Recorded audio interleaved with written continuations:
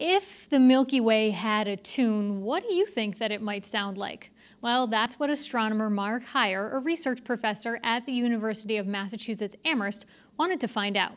So he turned an algorithm into a jazzy blues riff that lets you hear the sounds of the Milky Way Galaxy. Where did he come up with this out-of-this-world idea? Well, that's among the things that I recently asked him. Well, in the mid-1990s, our group at the University of Massachusetts had developed an instrument that we put on our telescope that we operated at the Quabbin Reservoir that could take images of molecular line emission throughout the galaxy or in nearby molecular clouds. So we would have these three-dimensional sets of data where you had two dimensions were the position in the sky, and the third dimension was velocity because of Doppler shifts. And so, computer screens are only two-dimensional. So we needed to find a way to sort of convey that third dimension. And at the time, I thought, well, maybe you could just change up, you put your cursor on a position and it would show a pitch. Oh, yeah, you could see sort of the shift that way. Exactly. And then I said, well, if you're going to do that, and I had developed some sort of simplistic electronic tone for that, but it's not really what I really wanted. And I said, well, if you're going to do a pitch, you might as well put it to an accordion or a trombone or a violin. And then if you're going to go that step, well, you might as well put them together and sort of try to form a musical composition. And so the idea now, you have actually taken it that step further and have the composition. And we'll listen in a minute. But this idea of translating these lines, these electronic gases, into the actual music notes, where did that idea come from? Well, music is sort of a combination of sort of a pattern and then, variations on a pattern. And so if you kind of sweep around the galaxy, at different positions, you're going to hear the pattern of the galaxy rotating. That's what causes the pitch changes as you go from different segments of the galaxy. But on the other hand, it's not perfectly circular motion. There's some, variations upon that. And so as you sweep around looking at the molecular gas, it's going to sound somewhat different, but also similar than what you would hear from atomic gas or ionized gas. So we put all the data sets together to form this musical composition that you can hear the rotation of the galaxy, but it also sounds musical because we've transformed the data into a musical scale. So I want to give people a chance to look and listen. So let's, the Milky Way Blues, as composed by you, let's give a listen and a look.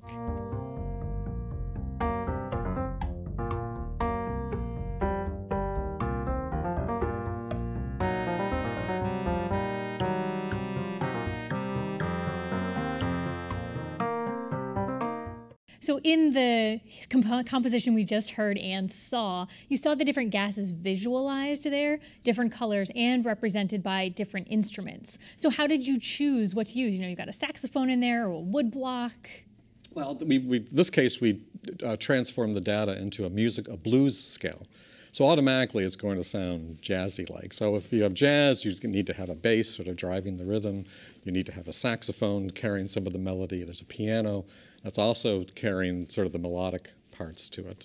So the blues and the jazz just came naturally to assign those kinds of instruments. Just sort of felt right for the composition. It felt right, exactly. And then molecular gas is visualized twice. Why?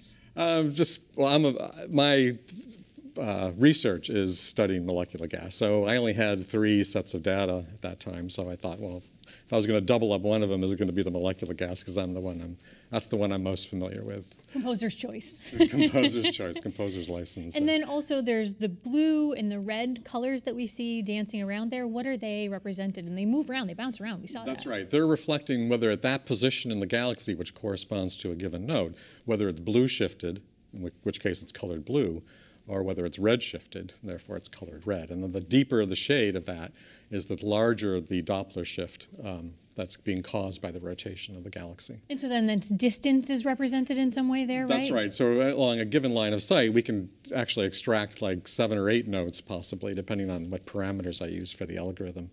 And so as you look all the way through the galaxy, you're seeing different locations, different radii corresponding to different velocities. Fascinating. Mm-hmm. And so then we'll go a little deeper into music theory here. You actually use the pentatonic scale, which has 5 instead of 7, which is what we're used to in terms of octaves. Why did you think of that? You know, I was just sort of experimenting, and that's, I have, my algorithm can do major scales or minor scales or pentatonic blues scales, and again, this one just sounded right. And are you a musician by trade? No, not at all. I can play a little guitar and mandolin, but I know just enough to be dangerous, to sort of compose something that sounds musical. Yeah, and through the sort of magic of technology, you were able to do this now, right? Because as we talked about at the top, you thought about this idea for 25 years, but really technology of today helped you to make this a reality now, right? That's exactly right. I mean, at the time, I think I had the algorithm to turn the data into notes, but how would I play them back? And so a lot of this was sort of experimenting. So, I couldn't hire an orchestra to play this little piece just so I could say that sounds good or not good.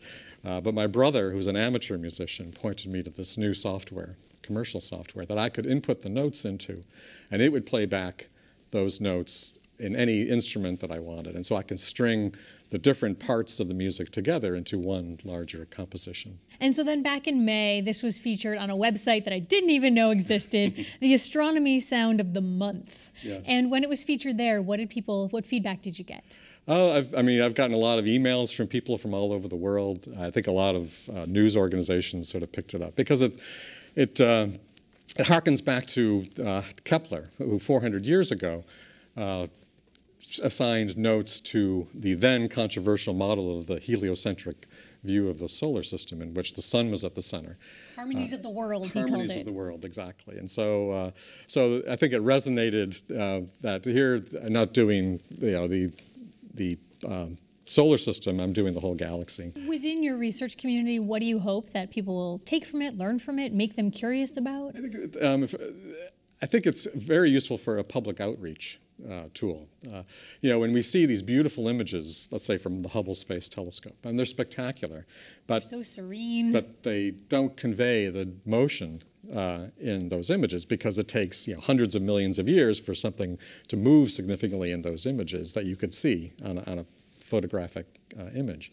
But since we're measuring velocities directly, we're sort of conveying the fact that galaxies move, that they're not just static objects. And so that's one way to music is one way to convey that sort of dynamic nature of galaxies. Yeah. And so in terms of the Milky Way itself, will the sound change if you were to do this again in 25 years? Oh, no. I think that to our best of our knowledge, things are dynamic, but there also are, how we quantify those motions in the galaxy is still somewhat simplistic. Unless the galaxy becomes, with new observations, seems to be rotating faster, or the galaxy is larger, then it's going to sound fairly similar. You have to probably wait several hundred million years for things to change. Yeah.